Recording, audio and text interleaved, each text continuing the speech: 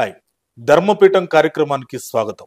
ఈరోజు మనతో మాజీ జిల్లా న్యాయమూర్తి, సుప్రీంకోర్టు న్యాయవాది నేరెళ్ల మాల్యాద్రి గారు ఉన్నారు. వారితో మాట్లాడదాం. సార్ నమస్కారం. నమస్కారం అండి. సార్, ఆంధ్రప్రదేశ్ రాష్ట్రంలో ఇప్పుడున్న ప్రభుత్వానికి ఆటంకాలు ఏమున్నాయి?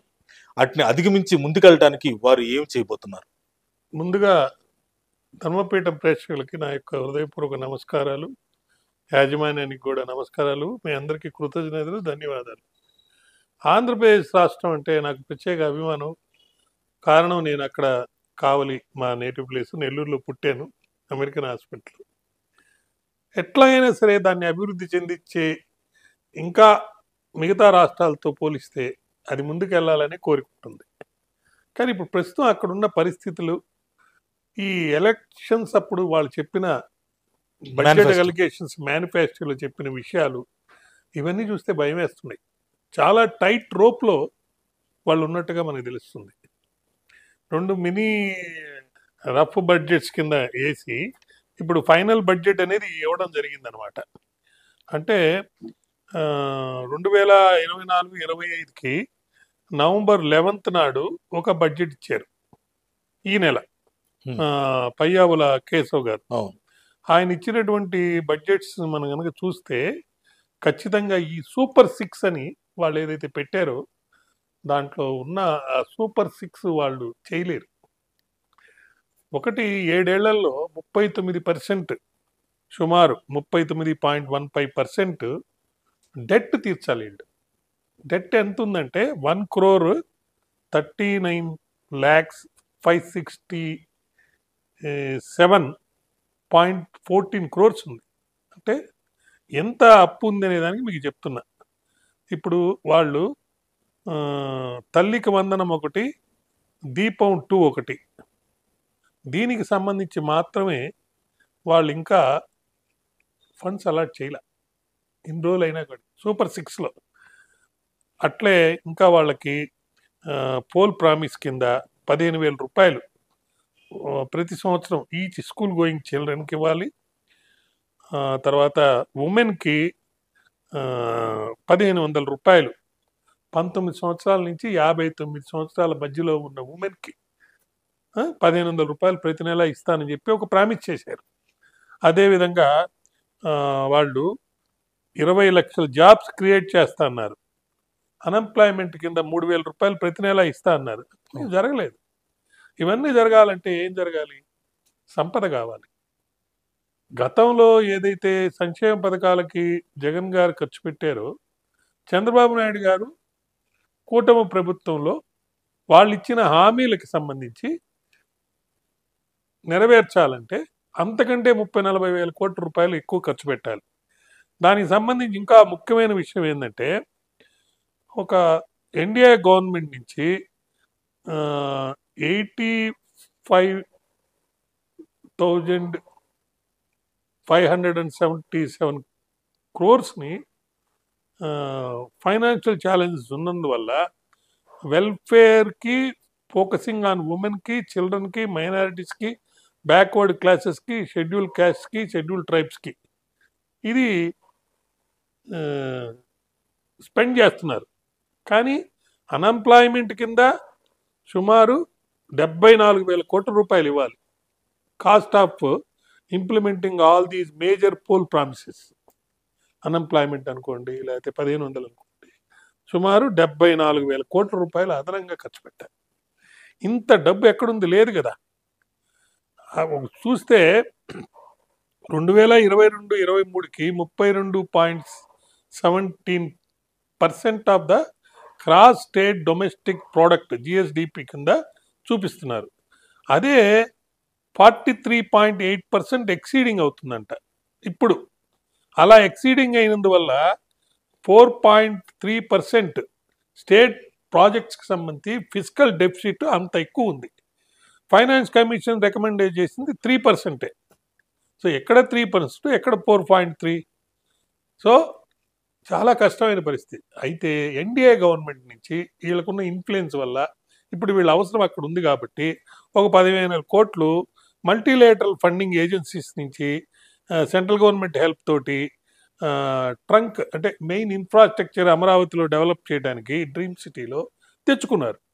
అది అప్ప లేకపోతే సబ్సిడీ కింద ఇచ్చారా, లేకపోతే మళ్ళీ తిరిగి కట్టాల్సిన అవసరం లేదా, ఏదనేది ఇంత క్లారిటీ లేదు. అది లోనా కాదా అని కూడా కరెక్ట్గా అర్థం కావటం లేదు. అంటే అది సెంట్రల్ గవర్నమెంట్ కూడా చెప్పలేదు. సెంట్రల్ గవర్నమెంట్ కూడా క్లారిటీతో చెప్పినట్లేదు. అదేవిధంగా సెంట్రల్ ఏజెన్సీస్ నుంచి అమరావతికి ఒక లోను, ఫ్యూచర్ ఫైనాన్షియల్ కమిట్మెంట్, మళ్ళీ లోన్ తీసుకుంటే ఇప్పుడున్న అప్పులే తిరిగి కట్టలేని పరిస్థితుల్లో మళ్ళీ అప్పు తెస్తే మళ్ళీ తిరిగి కట్టలేరు కదా. అది చాలా పెద్ద ప్రాబ్లం కదా. సో ఇంతకుముందున్న వైఎస్ఆర్సీపీ గవర్నమెంట్ పాపులిస్ట్ మెజర్స్ కింద, స్కీమ్స్ కింద చాలా డబ్బు ఖర్చు పెట్టింది.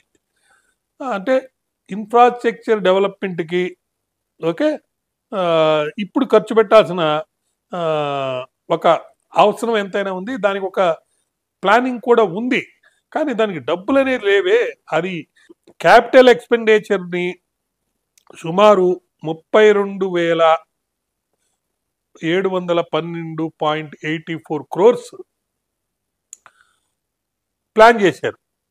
రెవెన్యూ ఎక్స్పెండిచర్ చూస్తే 2,35,916.99 కోట్లు మరి ఖర్చు ఉందన్నమాట. అంటే సుమారు 71,000 కోట్ల రూపాయలు ఓపెన్ మార్కెట్ నుంచి బారోయింగ్స్ చేసేదానికి ప్లాన్ చేస్తున్నారంట.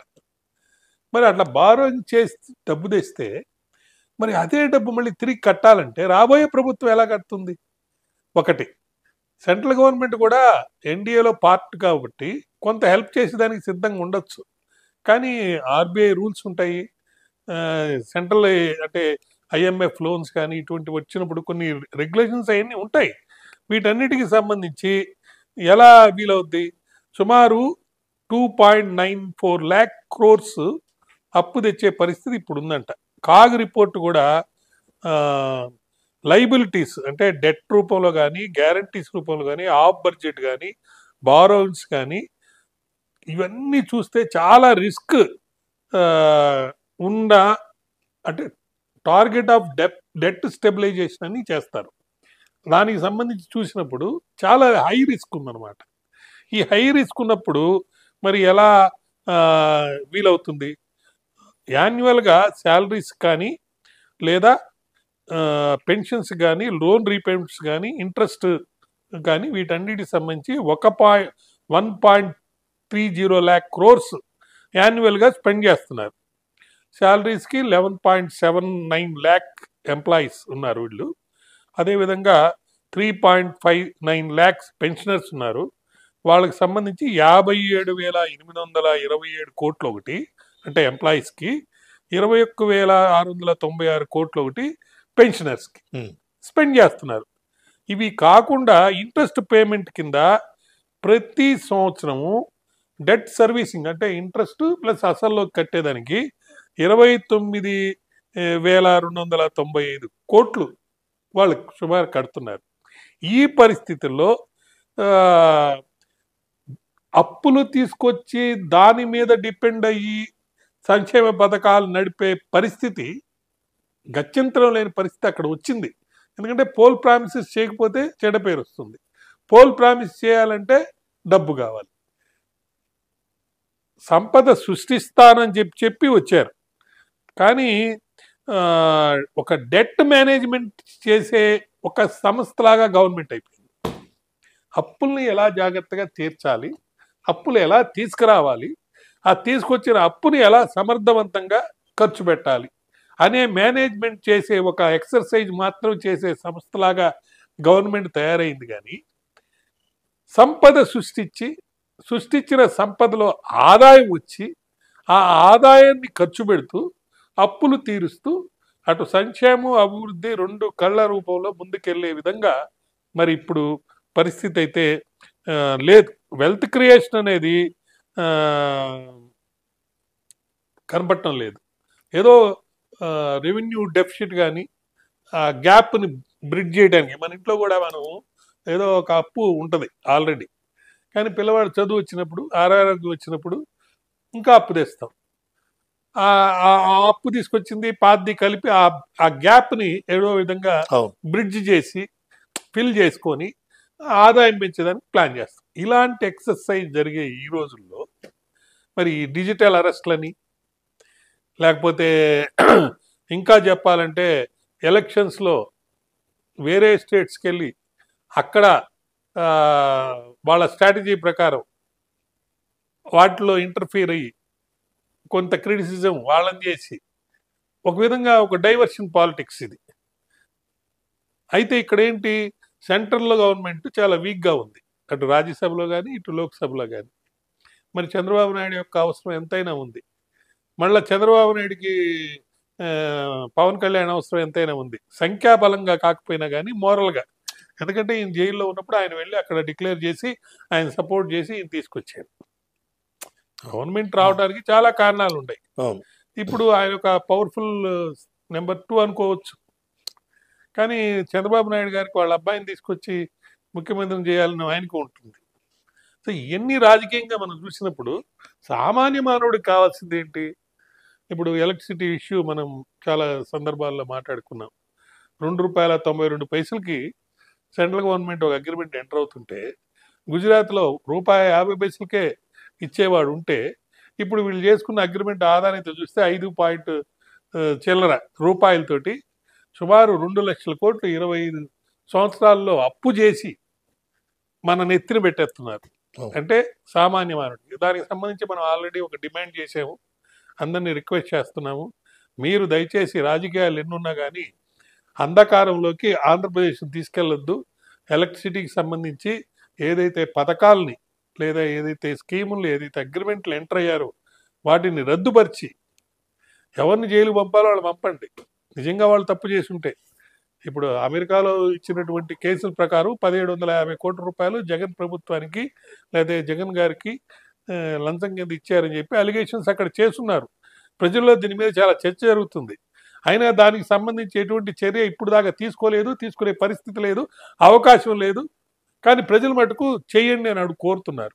ఇది ఆయన జుట్టు పట్టుకొని లాగే ఆ మంచి అవకాశం, సదవకాశం చంద్రబాబు నాయుడుకి వచ్చినా కూటమి ప్రభుత్వం అధికారంలో ఉంది కాబట్టి జగన్ గారి మీద బీజేపీ వాళ్లకు లేకపోతే మోడీ గారికో కొంత సాఫ్ట్ కార్నరు, ఆయనతో అవసరాలు ఏయో ఒక అగ్రిమెంట్ కింద మన కొన్ని జరిగినట్టుగా మనం వింటున్నాం. ఈ పరిస్థితుల్లో ఆయన మీద చర్యలు తీసుకుంటారని మనం అనుకోవటానికి లేదు. చర్యలు తీసుకున్నా తీయకపోయినా ఎలక్ట్రిసిటీకి సంబంధించి రద్దయితే చేస్తే చాలా లాభం జరుగుతుందని చెప్పి మేధావులు వాచ. అది ఎలక్ట్రిసిటీకి సంబంధించి. ఇక ఈ డెట్లు అనేది అప్పులు తీసుకొచ్చేది కాకుండా వెల్త్ క్రియేషన్. వెల్త్ క్రియేషన్ అంటే ఏం చేయాలి? జాబ్స్ రావాలి. జాబ్స్ అంటే ఇండస్ట్రీస్ రావాలి. ఇండస్ట్రీస్తో పాటు పట్టణాలన్నింటిలో కూడా మౌలిక సదుపాయాలను ఏర్పాటు చేయగలి. మౌలిక సదుపాయాలు అంటే ఏం లేదు, 30 ఫీట్ రోడ్డు దాన్ని పెద్దది చేయటం, మంచినీళ్ళు దొరకడం లేదు, ఒక డ్యాములు కట్టడం, ఎట్లా రకరకాల పద్ధతుల్లో. అయితే ఇప్పుడు జరుగుతుంది ఏంది, 832 కోట్ల రూపాయలు ఈ గుంతలు వేయడానికి ఇచ్చేసారు రోడ్లని. అది మంచిదే, కానీ దాంతోపాటు ఇంకా రోడ్లని కట్టేదానికి కూడా ఒక పథకం వేసి డబ్బులు ఇచ్చారు, అది ఓకే. అట్లే కొన్ని చేస్తున్నారు కానీ స్పీడ్ లేదు. ఇతర విషయాల్లోకి వెళ్ళిపోతున్నారు, డిజిటల్ అరెస్ట్లని లేకపోతే డిజిటల్ మీడియాలో జరిగిన క్రిటిసిజాలు. లా అండ్ ఆర్డర్ అనేది మెయింటైన్ చేయాలి, దానికి సంబంధించి చాలా చర్చ జరుగుతుంది, చెయ్యాలి. కానీ ప్రతిరోజు అదే ఒక డిస్కషను. ఇంతకుముందు జగన్ ప్రభుత్వం ఉన్నప్పుడు ప్రతిరోజు హైకోర్టులో ఏదో ఒక గవర్నమెంట్కి అగెనిస్ట్ గాను ఫర్ గాను ఏదైనా సరే కేసులు పడుతూ ఉండేవి. మళ్ళీ ఆ పరిస్థితి వచ్చింది. ఆర్జీవి గారిని అరెస్ట్ చేస్తారా లేదా, పోసార్ని అరెస్ట్ చేస్తారా లేదా, లేదా ఇంకోటి అరెస్ట్ చేస్తాడా లేదా. అరెస్ట్ చేస్తే మంచిదే, డిజిటల్గా వాడు ఏమైనా అన్యాయం చేసినా లేకపోతే ఇల్లీగల్గా మాట్లాడున్నా, తప్పు డిఫేమ్ చేస్తూ మాట్లాడుతున్నా, వాళ్ళే కాదు ఇటు వీళ్ళు కానీ వాళ్ళు కానీ ఎవరైనా సరే ఒక ప్రశాంత వాతావరణము, లా అండ్ ఆర్డర్ అనేది అక్కడ ఉండేటట్టుగా చేయిస్తే మంచిదే. బట్ అదే మెయిన్గా ఫోకస్ చేసి దాని మీద కాకుండా ఆర్థిక అభివృద్ధి కోసం వండర్స్ జరగాలి. ఆ వండర్స్ జరగాలంటే మౌలిక సదుపాయాల మీద, జాబ్ క్రియేషన్. ముందులో ఐటీ ఫెయిల్ అయింది, అమెరికాలో ఐటీ ఫెయిల్ అయింది, రైతులు ఇబ్బంది పడుతున్నారు, వర్షాలు ఎక్కువైనవి. చాలామంది నేను రాజకీయ నాయకులు ఏదో కారణాల వల్ల కులమత జాతి భేదాలని బేస్ చేసుకొని అనేక సందర్భాల్లో వాళ్ళకు అనుకూలంగా వాడుకొని అధికారంలోకి వచ్చారు. బాబు ఇప్పుడు దాకా మీరు జరిగింది ఏదో జరిగింది, ఇప్పుడు మీరు వాళ్ళని క్రిటిసైజ్ చేసి వాళ్ళు మిమ్మల్ని క్రిటిసైజ్ చేసేది ఎంత అయిపోయింది. కామన్ మ్యాన్కి ఇప్పుడు కావాల్సింది ఏంటంటే అమరావతి అనే క్యాపిటల్ని అద్భుతంగా తీర్చిదిద్దడానికి దాని మీదనే కాన్సన్ట్రేట్ చేసి 30,000 కోట్ల రూపాయలు దాని మీద స్పెండ్ చేసి చేయాలనుకుంటున్నారు. మంచిదే, చెయ్యండి. మనకు మంచి క్యాపిటల్ కావాలి. దానితో పాటి మిగతా జిల్లాల్లో ప్రతి జిల్లాలో కూడా జిల్లా కేంద్రం మరి ఒక పట్టణం మౌలిక సదుపాయాలు క్రియేట్ చేసి దానివల్ల ఖచ్చితంగా జాబ్స్ వచ్చేటట్టు ప్లానింగ్ చేయాలి ఒకటి. రెండోది, టీటీడీలో ఎవరికి బోర్డు మెంబర్ ఇచ్చారు, గతంలో ఇచ్చిన బోర్డు మెంబర్లలో ఇద్దరి మీద అలిగేషన్స్, మళ్ళీ వాళ్ళకే ఇవ్వటం, దీని మీద డిస్కషన్స్, ఇవి ముఖ్యమా? మరి కోస్టల్ ఏరియాలో, కోస్టల్ బెల్ట్లో మనకి ఎక్కువ కోస్టల్ బెల్ట్ ఉంది కాబట్టి అక్కడ ఏదైనా పథకాలు తీసుకొచ్చి అక్కడ వనరులను వాడుకొని అక్కడ రిసోర్సెస్ ద్వారా ఎంప్లాయ్మెంట్ రావటం, ఇన్కమ్ వచ్చేదానికి కావాల్సిన ప్రోగ్రామ్ చేసేది ఏంటి పరిస్థితి? చేస్తున్నారా లేదా? ఇప్పుడు ఏదో ఒకటి డ్రాగన్ అనే ఒకటి లోకేష్ గారు ఆధ్వర్యంలో నిన్న నేను చదివాను. ఈ బంగాక్ కానీ నాకోటిక్ డ్రగ్స్ కానీ ఇవన్నీ ఆపాలని ప్లాన్ చేస్తున్నారు. బాబు, కేవలం మీరు ఏదో ఫైల్స్ మూవ్మెంట్ చేస్తే జరగదు. అందరికీ తెలుసు ఎవరు ఇవన్నీ అక్రమ ఇంకా పనులు చేస్తున్నారని. విశాఖపట్నం కాకినాడ ఎక్కడో జరిగిన దాని మీద ఇంతవరకు ఎందుకు చర్యలు తీసుకోలేదు? విశాఖపట్నంలో జరిగిన ఓడ ఏదో తీసుకురావడం, కంటైనర్ల లోడ్, అదేవిధంగా డ్రోన్ పెట్టి అక్కడక్కడ 4 ఎకరాల్లో పట్టుకున్నారు. ఇప్పుడు దాన్ని ఇంకా పెంచాలని చూస్తున్నారు. అన్నిటికంటే ముఖ్యంగా కావాల్సింది ఏంటంటే ఎడ్యుకేషన్ ఈజ్ నెసరీ. అయ్యా, మీరు మందు తాగితే, మందు అంటే ఈ నాకోటిక్ డ్రగ్స్ లేదా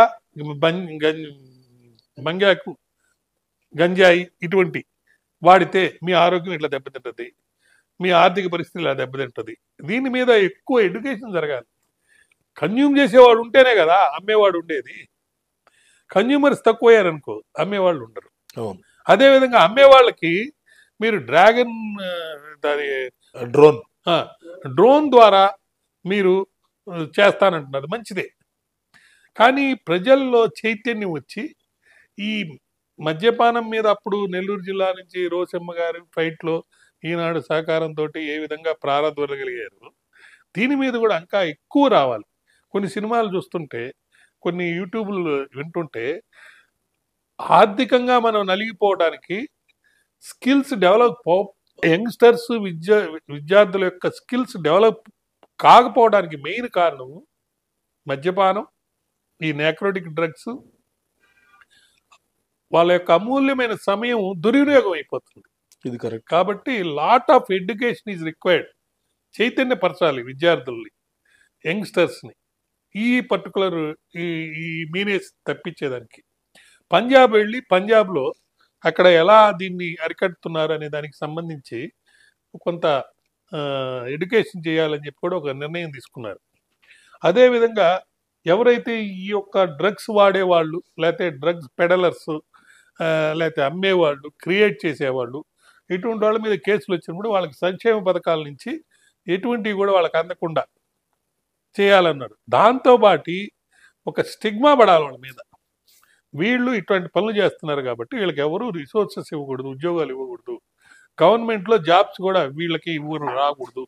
అట్లాంటి కొన్ని తీవ్రమైనటువంటి స్టెప్స్ తీసుకుంటే తప్ప ఈ డ్రగ్ బిజినెస్ ఆగదు. అది ఒక సందర్భం. తర్వాత ఈ క్లైమాటిక్ చేంజెస్లో వరదలు, వర్షాలు ఎక్కువైనాయి. అంతేకాకుండా ఇప్పుడు మన అమరావతి కట్టేదానికి ప్లాన్స్ ఎప్పుడో 10 ఏళ్ల క్రితం డిజైన్స్ చేస్తే అదే డిజైన్స్ని ఇప్పుడు యాక్సెప్ట్ చేశారు. మరి ఈ 10 ఏళ్లలో ఎంత డెవలప్మెంట్ జరిగింది? కాస్ట్ తగ్గించి డిజైన్ని మార్చి అవసరమైతే ఎక్స్పర్ట్స్ ద్వారా తగు ఒపీనియన్స్ తీసుకొని చేస్తే బాగుంటుందని నా ఉద్దేశం. దాంతోపాటు కొన్ని టెండర్స్ని జగన్ గారి ప్రభుత్వం వచ్చిన తర్వాత క్యాన్సిల్ చేసింది. దానికి సంబంధించి కొంత నష్టపరిహారం కూడా కట్టారు. ఎవరు? చంద్రబాబు నాయుడు గవర్నమెంట్, జగన్ గవర్నమెంట్లో కొంత నష్టపరిహారం కట్టినట్టుగా నాకు తెలుస్తుంది. మరి నష్టపరిహారం కట్టిన తర్వాత మళ్ళీ వాళ్ళకే టెండర్ వచ్చేటట్టు ఎందుకు చేయాలి? ఓపెన్ టెండర్ చేసి ఇంటర్నేషనల్ లెవెల్లో, అంటే పెద్ద విషయం కాబట్టి, పర్మనెంట్గా ఉండేది కాబట్టి ఖచ్చితంగా దానికి చేయాలి. తర్వాత బుల్లెట్ ట్రైన్ అంటున్నారు. బుల్లెట్ ట్రైన్ వస్తే మంచిదే, కానీ జపాన్లో బుల్లెట్ ట్రైన్ వచ్చినప్పుడు అప్పుడున్న పరిస్థితులు వేరు. జపాన్లో ప్రతి ఒక్క వ్యక్తి నా దేశం ఆర్థికంగా నిలబడాలి. హిరోషిమా నాగసాకిలో బాంబులు పడ్డాయి. ఆ బాంబుల తర్వాత ఒక పట్టుదలతో తీసుకొచ్చి అప్పుడున్న పరిస్థితుల్లో ఈ బుల్లెట్ ట్రైన్ యొక్క అవసరాన్ని తెలుసుకున్నారు. కమ్యూటర్స్ కూడా ఉన్నారు. ఇప్పుడు ఎక్కువ మంది బుల్లెట్ ట్రైన్ వాడారు. అక్కడ ఒక్క యాక్సిడెంట్ కూడా జరగలేదు, ఒక్క మనిషి కూడా చచ్చిపోలేదు. 2 యాక్సిడెంట్లు జరిగినాయి అంటే ఇప్పుడు దాకా. సో అదే తైవాన్లో పెట్టారు బుల్లెట్ ట్రైన్, ఫెయిల్ అయింది. అక్కడ ఆర్థికంగా లాభం లేదు. ఉచితంగా ఫ్రీగా వస్తుందని చెప్పి మోడీ గారు చెప్తున్నారు. ఉచితంగా ఏం రాదండి, ఫ్రీగా ఏం రాదు, దానికి లక్షల కోట్లు ఖర్చు పెడితే తప్ప రాదు. ఎక్కడి నుంచో విశాఖపట్నం నుంచి ఎక్కడ దాకా ప్లాన్ చేస్తున్నారు. శంషాబాద్ 2 గంటల్లో నేను విశాఖపట్నం నుంచి విజయవాడ వస్తాను అంటున్నారు. బాగానే ఉంది, 2027 కల్లా వస్తుందని కూడా ఒక మాటలు వచ్చినాయి. అది మంచిదే, కానీ అంత ఆర్థిక స్తోమత మన దగ్గర లేదు. కాబట్టి మనం ప్రాక్టికల్గా అన్ని విషయాలు అర్థం చేసుకొని తెలుసుకొని సమర్థవంతంగా వాళ్ళందరినీ నేను రిక్వెస్ట్ చేస్తున్నా, ఆంధ్రప్రదేశ్ వాసిగా, అయ్యా బాబు కరప్షన్ని ఆపండి దయచేసి. ఇప్పుడు దాకా జరిగిన కరప్షన్ ఎవరేం తిన్నారో మాకొద్దు, వదిలేశాం. కరప్షన్ ఆపండి. ఏ అయితే స్కీమ్స్ వల్ల రాష్ట్రానికి నష్టం వస్తుంది, పర్టికులర్లీ మనకి ఇప్పుడు తెలిసింది ఎలక్ట్రిసిటీకి సంబంధించి, దాన్ని రద్దుపరిచేసేయండి, మా రిక్వెస్ట్ అది. దాంతోపాటు వీళ్ళకి 3,000 రూపాయలు ప్రతి నెల అన్ఎంప్లాయిడ్ కింద ఇచ్చే బదులు వాళ్ళకి ఎంప్లాయ్మెంట్ చూపించే ఏర్పాటు చేయండి. ప్రతి స్త్రీకి మీరు నెల 1,500 ఇస్తానని ప్రామిస్ చేశారు, మార్చుకోండి దాన్ని. ప్రతి స్త్రీకి 1,500 ఇవ్వడం కాదు, ప్రతి స్త్రీకి ఏదో ఒక విధంగా ఎంప్లాయ్మెంట్ వచ్చేటట్టు. వర్కింగ్ ఉమెన్ ఇంట్లో ఉన్నా సరే ఎక్కడ ఉన్నా సరే ఒక 1,500 బదులు 3,000 వచ్చేటట్టు కొంత సోర్స్ పెంచి, సోర్స్ ఆఫ్ ఇన్కమ్ పెరిగేటట్టు చేస్తే చాలా బాగుంటుంది. ఇప్పుడు అదే విధంగా మీరు ఉచిత బస్సు పెట్టిన కర్ణాటక రాష్ట్రంలో మొన్న డిప్యూటీ సీఎం గారు వాళ్ళే వద్దంటున్నారు, మేము డబ్బులు కడతామంటున్నారని చెప్పి లేడీస్ తరఫున వాళ్ళు అన్నారు. మరి తెలంగాణ రాష్ట్రంలో ఉచిత బస్సుకు సంబంధించి చాలా మంది పనున్నా లేకపోయినా బస్సులు తిరుగుతున్నట్టుగా మనం చాలా చూస్తున్నాం. కాబట్టి ఈ ఉచిత బస్సు పథకం పెట్టేటప్పుడు అది ఎవరికి వర్తిస్తుంది, దాంట్లో మళ్ళా ఎలా చేస్తే ఆ ఉచిత బస్సు వల్ల జరిగే నష్టాన్ని మన మీద పడకుండా, అంటే కామన్ మ్యాన్ మీద పడకుండా ఉండేటట్టు చేయటం సమర్థవంతంగా. ఇట్లా చంద్రబాబు నాయుడు గారు సమర్థవంతుడిగా పేరు తెచ్చుకున్నాడు. ఇక్కడ హైటెక్ సిటీ అవన్నీ అందరికీ తెలిసిన విషయమే. కానీ దాంతోపాటు అసమర్థుడికి కూడా పేరు వచ్చింది.